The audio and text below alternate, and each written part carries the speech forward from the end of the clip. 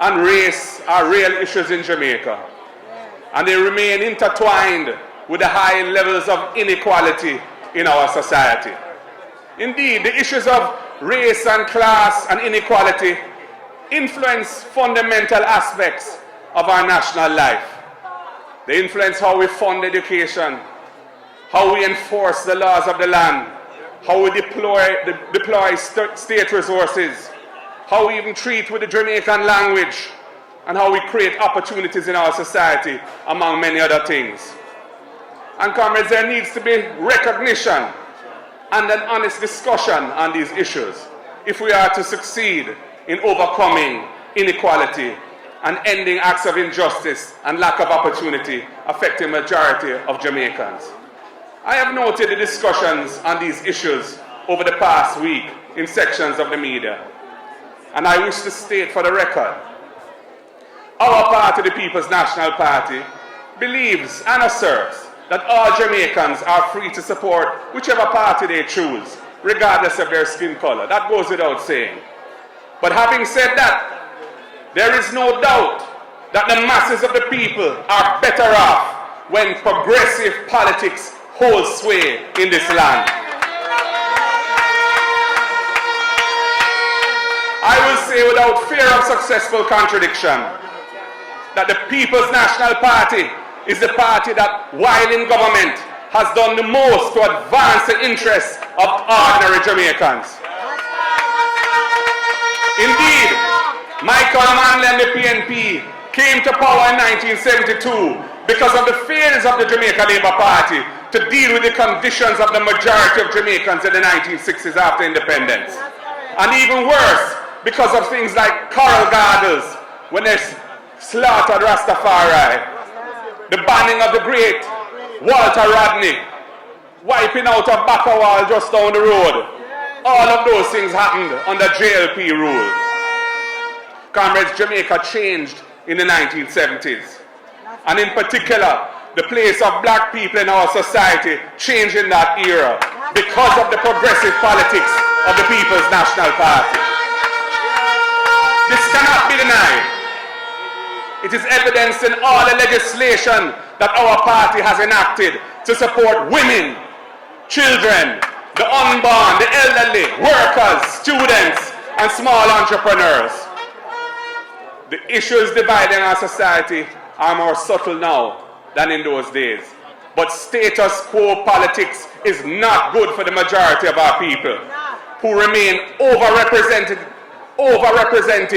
when it comes to poverty and underrepresented when it comes to income, wealth, status, and acceptance in the society. Comrades, paying debt and balancing the books without dealing with the conditions of the people is status quo politics.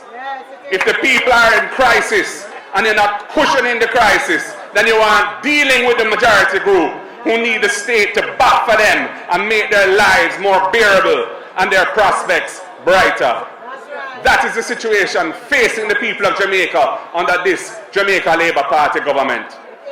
Our party stands by its record in relation to these matters, and we are committed, when we return to power, to governing in the interests of all Jamaicans, while unapologetically placing emphasis on those who have been excluded and denied opportunities for their advancement.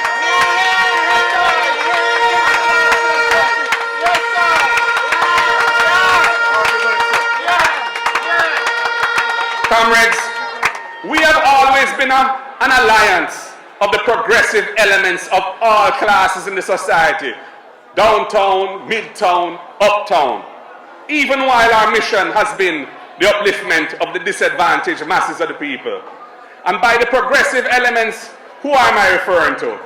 I'm referring to those who use their positions of privilege to improve the conditions of the masses rather than to maintain the status quo. And for the record, our party enjoys and indeed welcomes support from enlightened private sector interests, and that has always been the case.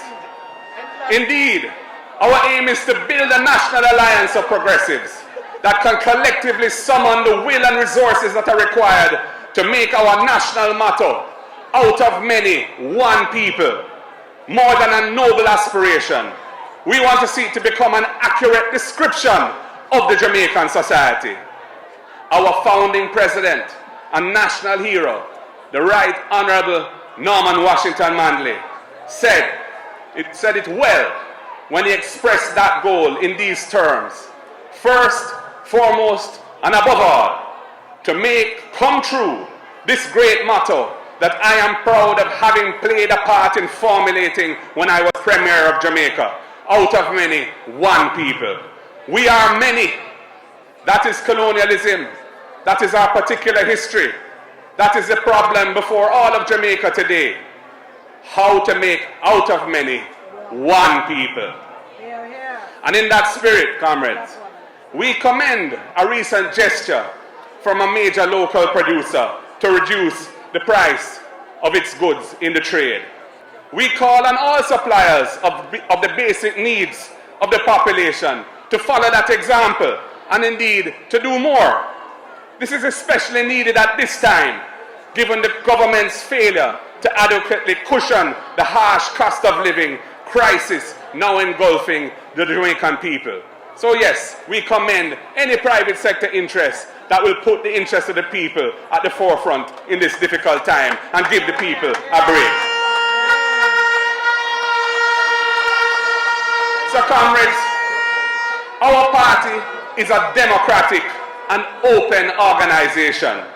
It affords discussion and the description of the realities of class, race, and inequality in various ways by different comrades, even in terms that some may sometimes not like to hear. Even though visceral discomfort can arise in some quarters when attention is drawn to these issues, it is our party's mission and purpose to address these matters and to set them right by creating a more just and equitable Jamaica for all Jamaicans.